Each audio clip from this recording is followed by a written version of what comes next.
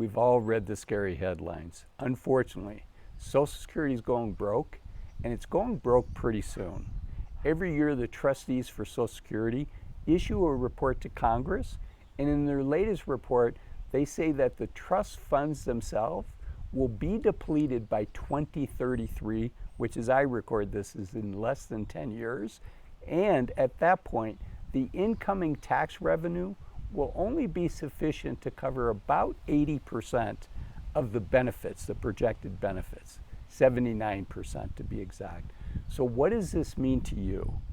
Probably one of the most important decisions any of us are going to make during our lifetimes in preparing for retirement is thinking about when we take Social Security.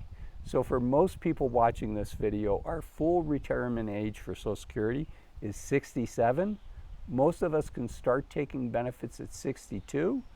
And then we get an increase for every year past our full retirement age until we reach age 70. We get 8% per year past full retirement age, which for most of us is going to be 67. So let's go through the numbers.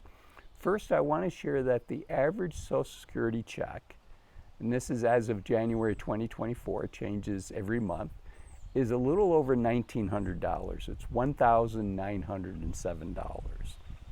But that's an average. Now, your full retirement age, that's where you get 100% of your Social Security benefit.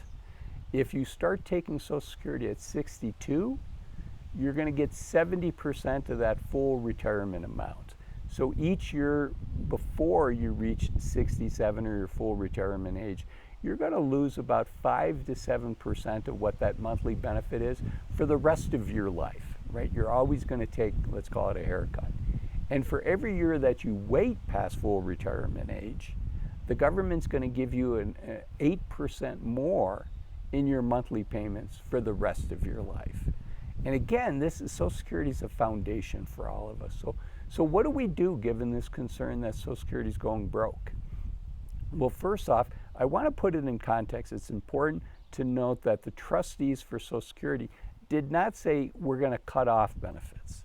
They said that the current tax revenue coming in from people that continue to work will be sufficient to cover about 80% of that benefit. Now, I know getting a 20% lower check than what you're planning on in Social Security would be devastating. And you know what? It's going to be devastating to a lot of folks. So, should this be a factor that you consider? Yes, I do think it should be a factor. Should you let fear drive your decision, say, I better get Social Security now while I still can because it's going away? I think that's too extreme. And but I have to share, even though I've been a financial advisor for over 20 years, I don't have a crystal ball. I don't know what's going to happen. Could that happen? In theory, it could. We can't take that off the table. But remember, seniors are, some of the most dependable voters out there. We have a very strong voting bloc. And because of that, I think the politicians are going to have to come up with a solution that's palatable to folks that are getting close to retirement. So again, I don't have a crystal ball, but if you're close to 60 today as you're watching this video, I think you're probably going to be okay. You're probably going to get pretty close to what you think you're going to get. Again, I don't know. If you're in your 20s, is that going to impact you? Is the fact that the Social Security Trust Fund for a while, the government was actually collecting more in taxes than it was paying out. Actually, for many years, that was the case. And so that's where the trust fund comes from. And now that the tax revenues are below break even, now that's where the funds from the Social Security Trust Fund is coming from to make up the gap for what taxes don't cover. So I know that the Republicans have come up with some solutions. I did a video on that. I know the Democrats have come up with some proposals. I did a video on that as well. This is not a political channel, and I don't think this issue should be political.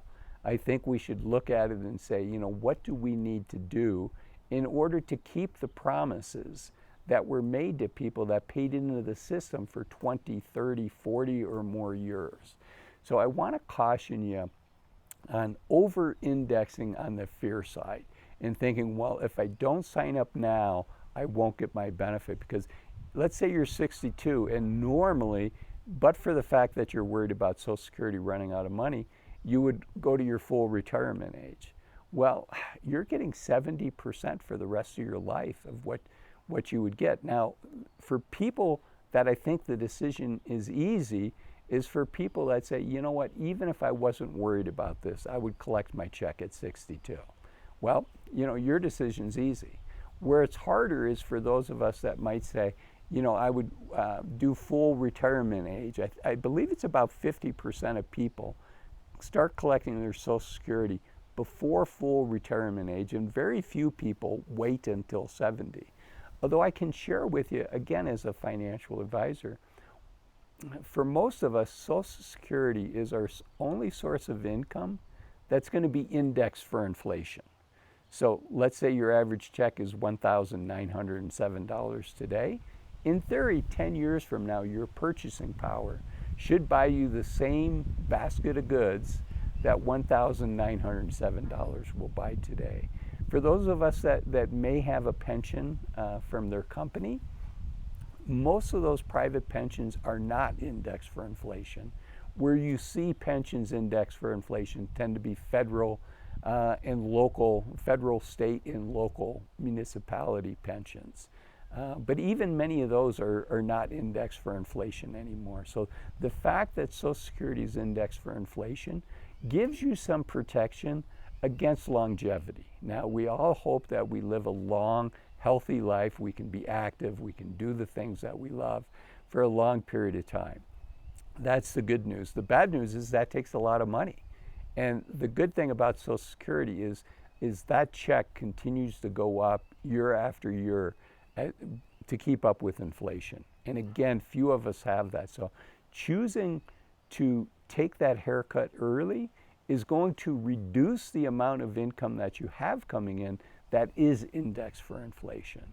So what do I think you should do? Yeah, admittedly, I'm biased. I think you should get together with a financial advisor, or at a minimum, go to the Social Security office and set an appointment with them and have a conversation with them about what the various alternatives are for you, and think through what the best alternative is for you. Because again, Social Security is super, super important. And for the most part, it's an irreversible decision. And part of your goal is to make a good decision, particularly on an important decision like this one. And thinking through, you know, okay, are you rolling the dice a little bit that you might get more of a haircut if you don't have Social Security yet? You are. Again, I don't have a crystal ball, so I can't say that it's not going to happen.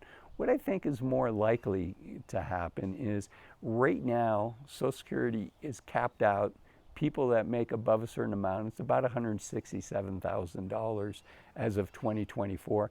That's what they and their employer is paying Social Security on. And then dollars above and beyond that, you don't have to pay your Social Security tax on that. So could that be adjusted where it continues to grow and people continue to pay tax on it, the people that are working?